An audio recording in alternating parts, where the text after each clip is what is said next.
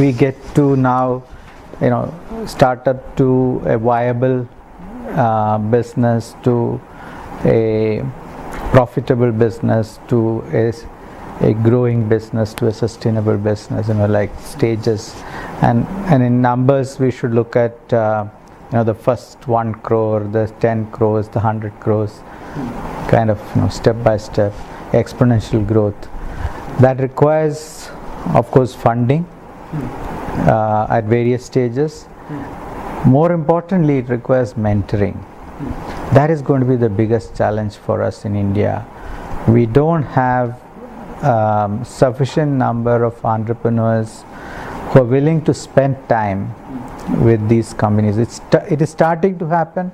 These angel networks are being created now, and they're starting to do it, but we need more of that actually.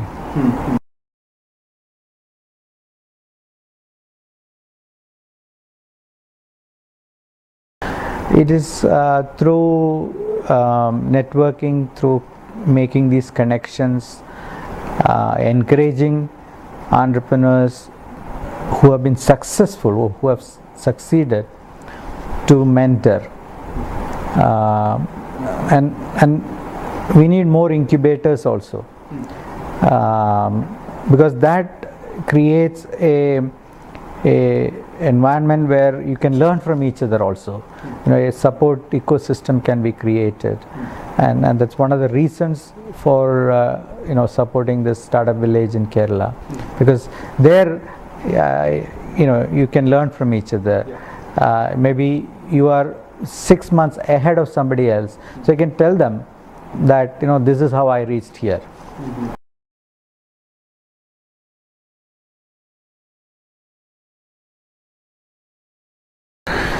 One, the confidence is higher, numbers are larger.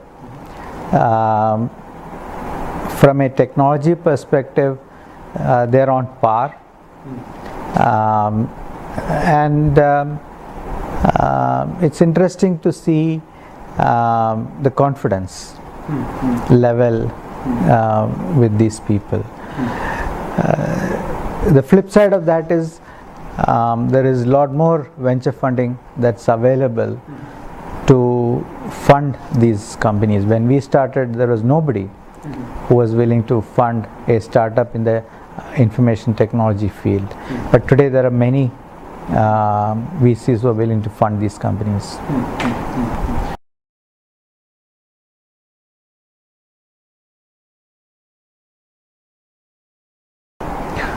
The gap is in the research side.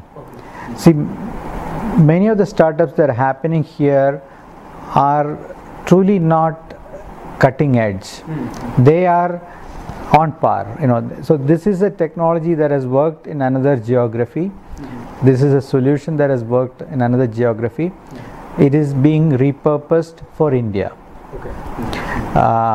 or kind of reinvented for India. But it's not entirely new. If we had a very strong academic research capability, that would spin off many more startups that are cutting edge, leading edge. We don't have that in India right now.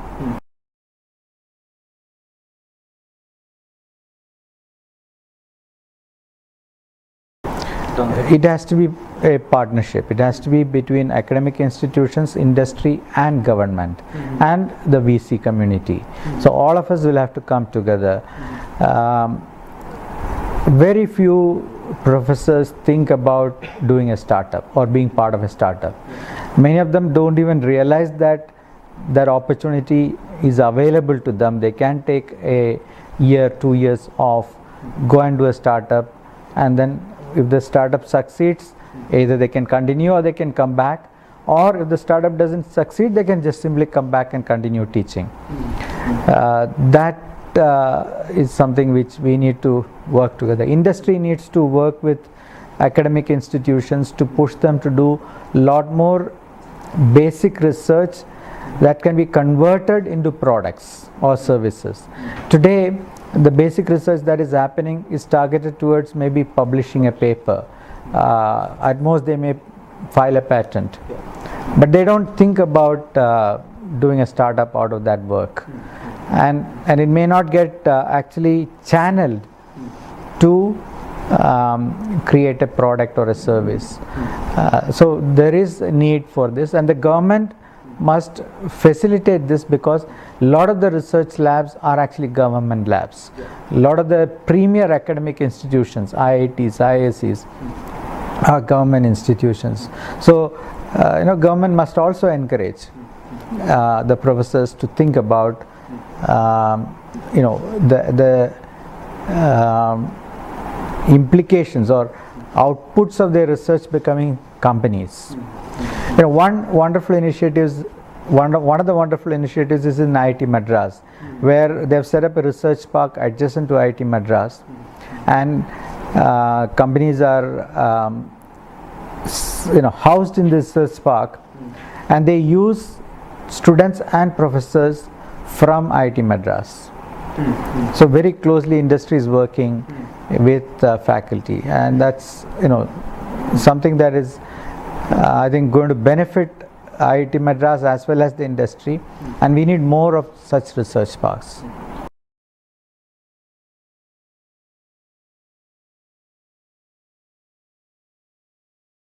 First and foremost, we can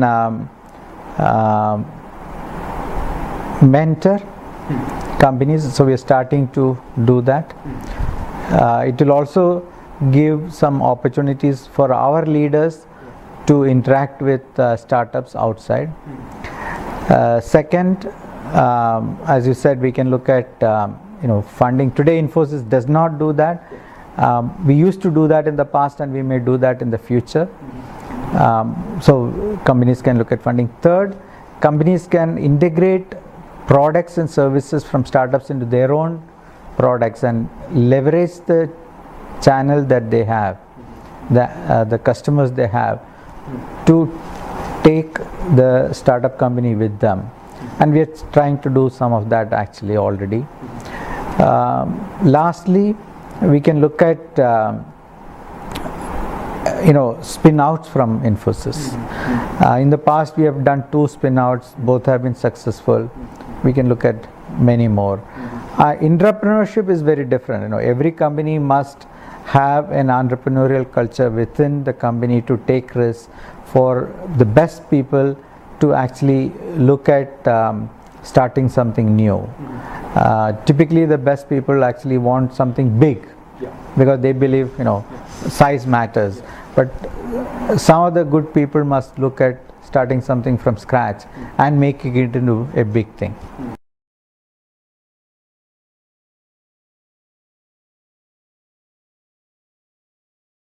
We were quite encouraged to see that as part of the budget, and definitely as we look at how to spend this 2%, this is one of the areas that we will look at. It's a very good initiative from the government.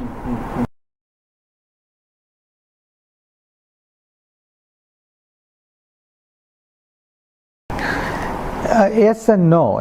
The government has been part of this journey. If you look at the IT industry itself, the software technology parts scheme that the government came up with is one of the main reasons why the industry could reinvest and grow. So the government has been part of this journey. Even today, the government has a large initiative around innovation. There's a National Innovation Council. There's some innovation fund that is available. So there are initiatives from the government. But to me, I think the more successful model would be for the successful entrepreneurs to mentor and create new set of companies, a new set of entrepreneurs. The VCs who are successful entrepreneurs funding these. So that ecosystem has to be built. Government has to create an enabling environment where they make sure that the setting up a company is very easy, approval processes are given in time, the startup companies are given government support and orders. So things like that the government can do, but the industry itself must create new companies, must look at startup as part of its responsibility to grow the industry. I feel that's necessary.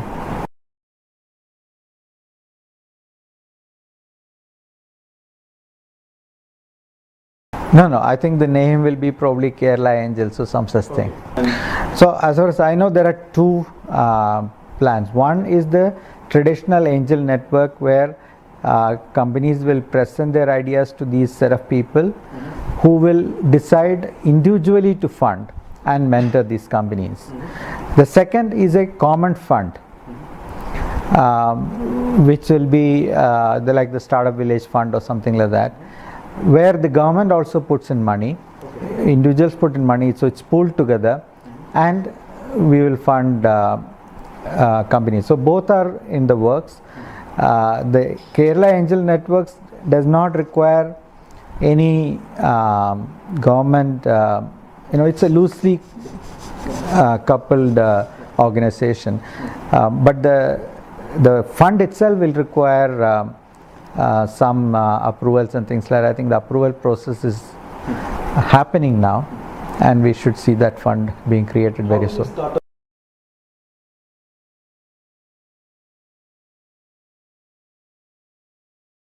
So we are looking at the best ideas from other states, some things which have succeeded. So incubation is one of that. Research Park is the second thing. We will also look at the Startup Village that has come up. Now part of this ecosystem or part of the role the government plays is what they did for engineering students. Right, they came out with a policy for engineering students in Kerala. So, what we are trying to tell the Karnataka government is to look at what has succeeded, what are some of the best practices from nearby states, and adopt that. There is also a concept of a sister country or a sister city, so that we can maybe learn from Israel or learn from the Silicon Valley. So that's another thing which Karnataka is looking at. So these are some of the ideas.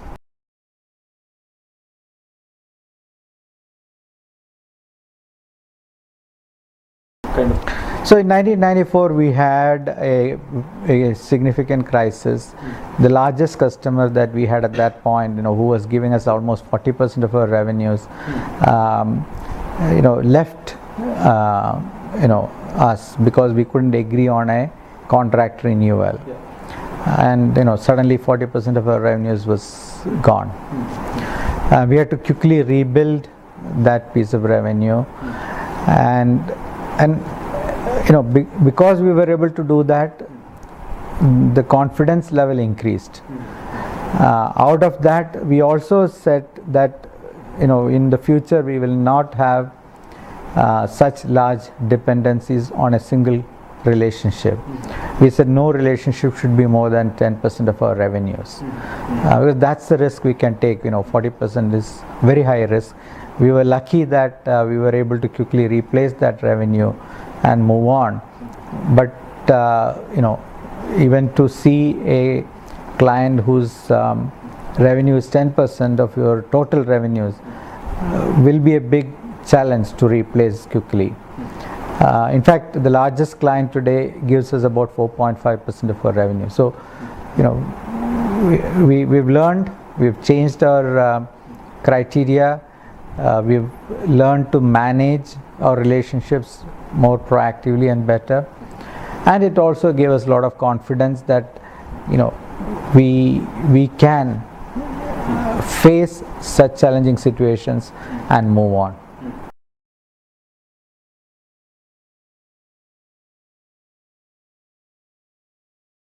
First and foremost, you must have a compelling idea. You must have something that you believe will be very useful for a potential customer who is willing to pay for that. Second, you need to have a team, at least 2-3 people, because doing something alone is quite challenging. So you need to have a team, and you need to build that team. It has to be a cohesive team, people with similar value systems, similar ideas and ideals and goals and things like that, and the team must stay together, that's very, very important. And then you must be flexible, because the idea will evolve over time. After 2 years, 3 years, it may actually look very different from where you started. So you need to be flexible enough to take feedback from your customers, from the market, and morph your business accordingly. And lastly, the minute you create a viable business, something that you know that now can grow, you need to start thinking about how would you scale up that business. So you need to start thinking about that as soon as you cross the first hurdle. You need to do that. The best thing is, there are significant opportunities today. Technology is changing quite rapidly. A lot of changes are happening around all of us. The perception about India has changed dramatically. There's a clear acceptance that India can provide high-tech solutions, information technology based solutions. India is very advanced. Indian professionals are considered high quality. So the acceptance is there. So we need to leverage that and think big, think global, and build a business.